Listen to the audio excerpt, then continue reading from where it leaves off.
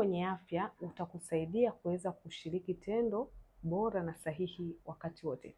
Fanya mambo haya ili kuhakikisha na kuboresha maumbile yako yanakuwa na afya njema, yanakuwa makubwa.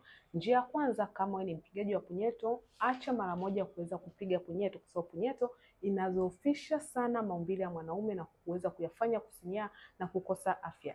Jambo la pili, hakikisha unaimarisha homoni yako ya testosterone ambayo ni homoni mama au homoni baba katika mfumo wa uzazi wa mwanaume na kwenye maumbile yako ya kiume.